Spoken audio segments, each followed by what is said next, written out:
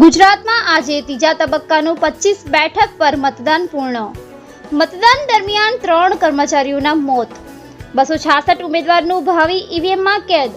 5 વિધાનસભા સીટો પેટા ચૂંટણી પણ યોજાઈ હતી. રાજ્યની 25 લોકસભા બેઠક પર સરેરાશ 55.22% તથા વિધાનસભાની બેઠક પર 56.56% મતદાન નોંધાયું. ઈવીએમ સંદર્ભે 11 અને બોગસ વોટિંગની 11 ફરિયાદ મળી. મતદાન પૂર્ણ થતાં ઈવીએમ સીલ કરવામાં આવ્યા. વડાપ્રધાન મોદીના રોડ શોમાં આચારસંહિતા ભંગ સહિતની કોંગ્રેસે 19 ફરિયાદ કરી.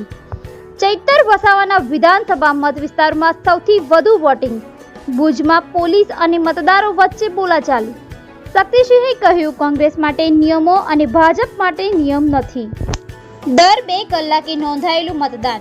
સમય સવારે 9 વાગે 9.87%, 11 વાગે 24.35%, 1 વાગે 37.83%, 3 વાગે 47.3%, જ્યારે 5 વાગે 55.22% મતદાન નોંધાયેલું છે. કચ્છમાં 48.96%, બનાસકાંઠામાં 64.48%, પાટણમાં 54.58%, મહેસાણામાં 55.23%, સાબરકાંઠામાં 58.82%, ગાંધીનગરમાં 55.65%, અમદાવાદ ઈસ્ટ અને વેસ્ટમાં 50.29%, સુરેન્દ્રનગરમાં 49.29%, રાજકોટમાં 54.29%, પોરબંદરમાં 46.51%, જામનગરમાં 52.36%, જૂનાગઢમાં 53.84%, અમરેલીમાં 45.59%, જ્યારે ભાવનગરમાં 48.59%, આણંદમાં 60.44%, ખેડામાં 53.83%, પંચમહાલમાં 54%, દાહોદમાં 54.78%,